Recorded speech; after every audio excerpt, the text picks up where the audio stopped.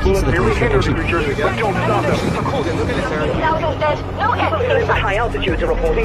Cerita diawali dengan sebuah narasi atau berita yang menjelaskan tentang fenomena tanah amblas yang terjadi di beberapa negara. Dari lubang yang amblas tersebut, muncul makhluk asing bernama Reaper yang diperkirakan sudah berada di sana selama ribuan tahun. Dalam kurung waktu 2 bulan sejak kemunculannya, sebanyak 95% populasi umat manusia lenyap. Namun yang menarik adalah, Reaper hanya menyerang manusia yang berada di bawah ketinggian 8.000 kaki, sehingga mau tidak mau, 5% umat manusia yang tersisa harus naik ke dataran tinggi di atas 8.000 kaki atau sekitar 2,4 km di atas permukaan laut untuk bisa bertahan hidup.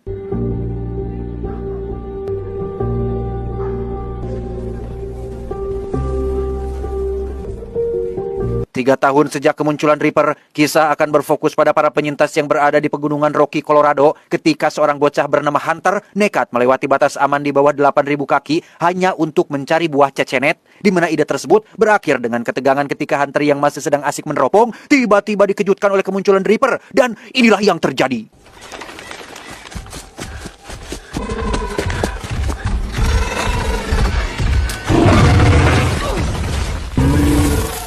Selamat dari Reaper, Hunter pun pulang ke pengungsiannya yang berada pada ketinggian 8.460 kaki dengan total populasi sebanyak 193 jiwa, di mana Hunter langsung menceritakan kejadian barusan kepada Will, ayah kandungnya, dan berjanji tidak akan pernah melakukan itu lagi. I can't lose you. I need you to understand that. Dia bernama Katie, sahabat dekat Will yang selalu setia menemaninya berburu rusa, di mana Will menceritakan tentang apa yang sudah Hunter lakukan tadi pagi, bahwa Hunter bukan hanya sekedar mencari cecenet, melainkan pergi ke lokasi tempat ibunya tewas yang terjadi kurang lebih 2 tahun yang lalu. He didn't just go there to see Red Rock. It's the last place he saw his mother. Saat pulang sembari membawa hasil buruan, Will melewati satu rumah tetangga bernama Nina yang diketahui sering melakukan eksperimen untuk menemukan bahan peluru yang cocok agar bisa menembus kulit Reaper, karena diketahui jika kulit atau sisik Reaper sangatlah kuat, bahkan tidak mempan terhadap bom ataupun rudal sekalipun.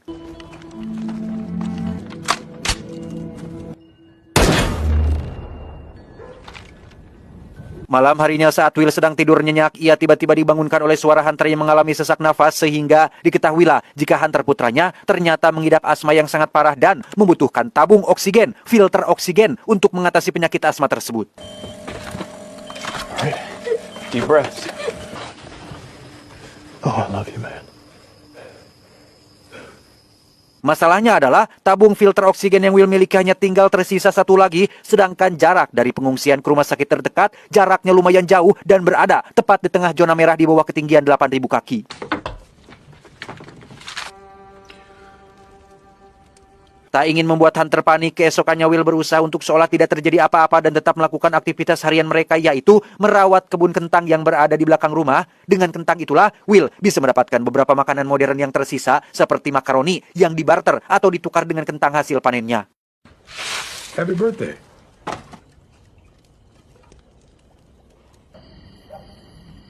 Malamnya, penyakit asma Hunter kembali kambuh, yang karena tabung oksigennya sudah habis, Will terpaksa menggantinya dengan suntikan obat penenang untuk membuatnya tetap tenang sementara waktu. Sadar jika ini tidak bisa terus dibiarkan, Will mau tidak mau harus pergi ke rumah sakit terdekat yang ada di zona merah. Ia pun menemui Nina, tetangganya, untuk meminta bantuan. Namun dengan fakta bahwa belum ada peluru yang dapat menembus kulit The Reaper, Nina pun menolak ajakan tersebut. Boulder will have a crate of them. But if I don't go, Hunter dies. So what? Do me a favor, Nina. Let's go. Let's die together.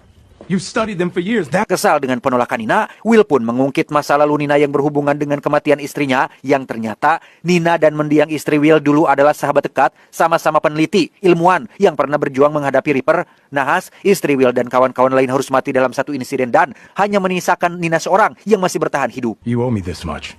For Tara. Even if you make it there, they'll be there waiting for you. Sesaat setelah Will pergi, Nina menunjukkan progres yang pesat dengan alat penemuannya, yaitu sebuah kompas yang sudah dimodifikasi menjadi alat pendeteksi Reaper. Will sendiri langsung pulang ke rumah dan menitipkan Hunter kepada tetangga yang lain, di mana pada keesokan paginya, Will mendatangi tempat penyimpanan senjata yang memang bebas digunakan oleh siapapun, selama itu untuk kemaslahatan bersama. Tak disangka, Katie mengajukan diri untuk ikut dengan Nina, yang juga sudah menunggu di luar. You can't go out there alone. You need a partner to watch your back. Right, Nina's going with me.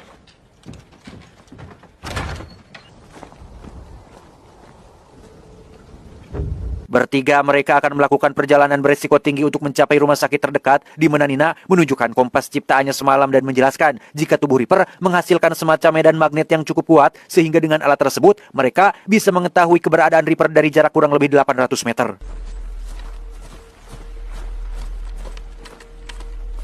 Beberapa menit berjalan di zona merah, Will dan kawan-kawan menemukan bangkai mobil militer bekas peperangan dengan para Reaper, di mana ketegangan sempat terjadi saat Katie ingin buru-buru melanjutkan perjalanan, sedangkan Nina masih ingin tetap di sana setelah menemukan sisik Reaper. Namun Will berhasil melerai dan membuat situasi kembali kondusif.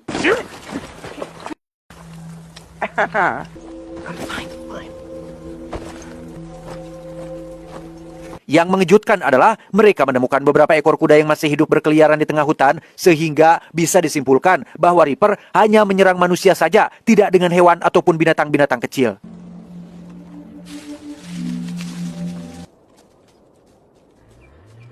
Tiba di area ski yang ada kereta gantungnya, kompas Nina mendeteksi adanya kemunculan Reaper yang mulai mendekat, di mana Katie yang terlalu ketakutan pun spontan berlari sendirian menuju garis aman yang sebenarnya masih sangat jauh, sedangkan Will dan Nina menaiki sebuah kereta gantung yang masih berfungsi sehingga...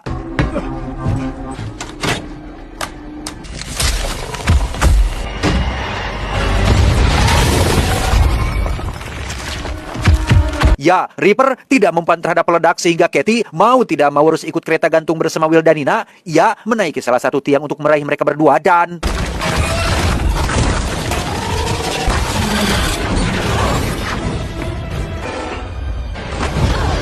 Ketegangan belum selesai, Reaper terus mengejar sedangkan peluru Nina sudah habis, di mana saat mereka hampir sampai ke garis aman, tali kereta tiba-tiba terputus yang membuat mereka semua terjatuh sehingga inilah yang terjadi.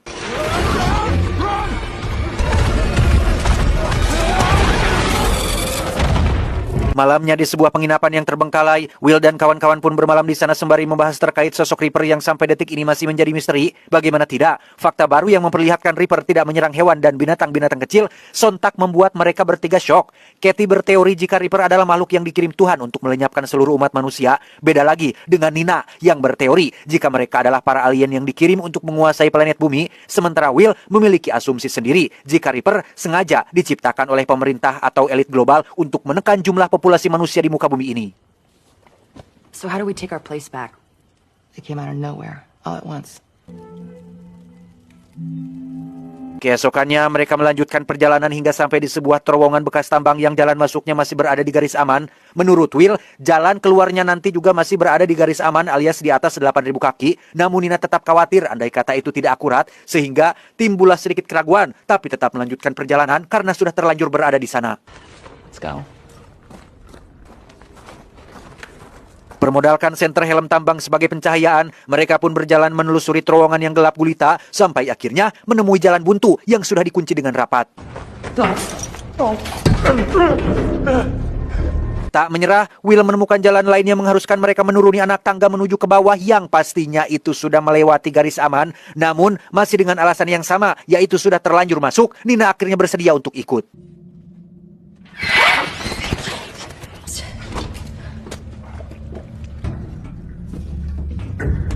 Ketika mereka sudah di bawah, Will dan kawan-kawan langsung mendapat kejutan dari sesuatu yang bergerak di dalam kegelapan dan tiba-tiba...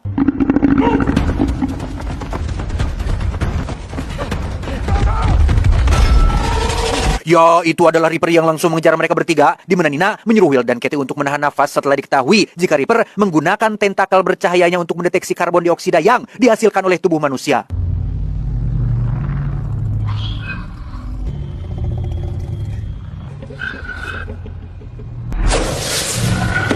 Tak kuat menahan nafas lama-lama, Reaper pun akhirnya menyadari keberadaan mereka bertiga, di mana Katie akhirnya menjadi orang pertama yang mati, dengan Will dan Nina yang tidak bisa berbuat apa-apa.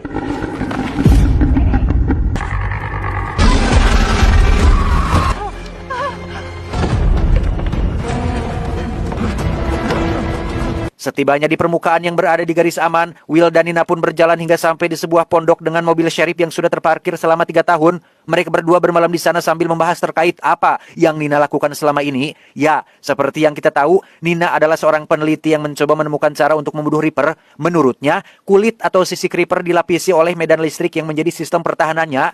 Jikalau Nina punya magnesium oksida untuk melapisi sebuah proyektil peluru, secara teknis, Reaper bisa dibunuh dan manusia tidak perlu lagi terkurung di dataran tinggi seperti saat ini. A magic bullet?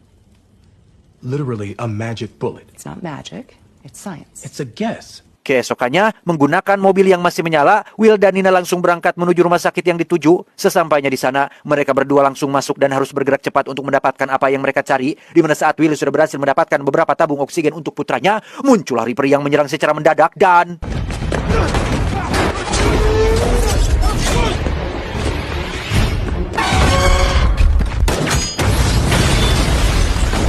Ya, Will berhasil membunuh Reaper setelah menembak tabung gas berisi magnesium oksida, sehingga makin kuatlah teori Nina tentang melapisi peluru dengan campuran tersebut. Namun untuk bisa mendapatkan magnesium oksida dalam bentuk cair, mereka harus pergi ke laboratorium lama milik Nina yang jaraknya beberapa kilometer dari rumah sakit ini, sehingga tanpa buang waktu lagi, Will dan Nina langsung meluncur saat itu juga.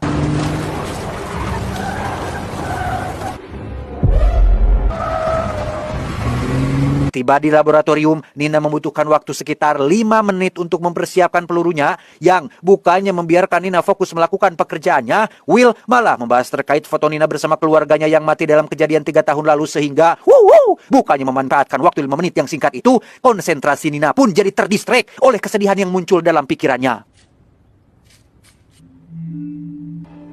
The worst part is I chose not to go to that game. I'm sure you've had the same thought about Tara. Selesai dengan pelurunya, Nina langsung melakukan uji coba pada kulit Reaper yang sudah ia bawa dan tebak apa hasilnya?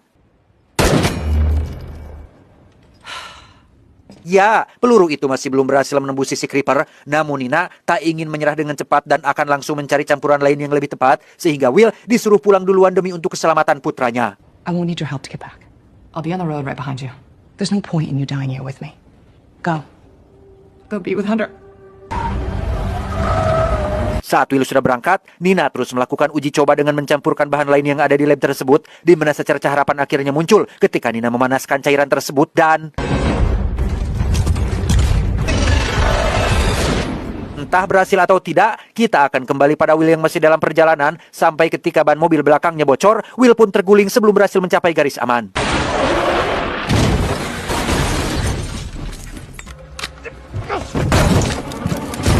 Beberapa Reaper pun datang ke arah Will yang memaksanya untuk menaiki bukit dengan cepat, yang karena struktur tanahnya berbatu dan sulit dinaiki, Will harus terjebak tepat 1 meter menuju garis aman sehingga...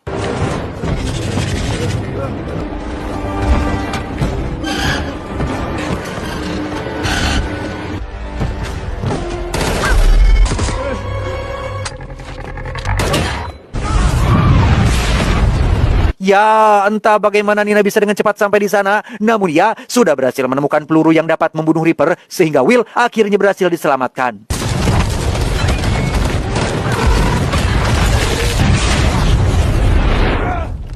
Yang menarik adalah para Reaper ini bukanlah makhluk hidup, melainkan sebuah mesin alias robot, sehingga dapat disimpulkan jika teori Nina tentang alien yang ingin menguasai planet bumi mungkin ada benarnya. Itulah alasan kenapa Reaper tidak pernah tidur, tidak pernah bernapas, dan tidak pernah naik lebih dari ketinggian 8.000 kaki, karena mungkin sudah diprogram seperti itu oleh ciptaannya. That's not a living creature. That's programming. By who?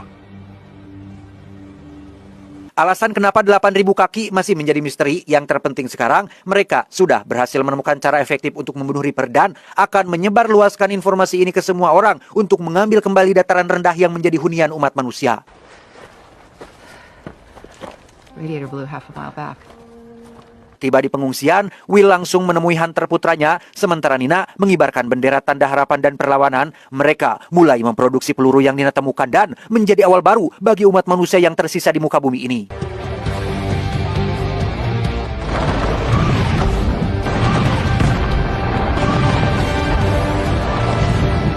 Terakhir, setelah Will dan umat manusia yang tersisa mulai mengambil kembali tanah yang mereka miliki, muncul benda angkasa yang jatuh di langit. Besar kemungkinan itu adalah alien yang datang membawa cara baru untuk menguasai planet bumi. Tamat ending yang cukup membagongkan.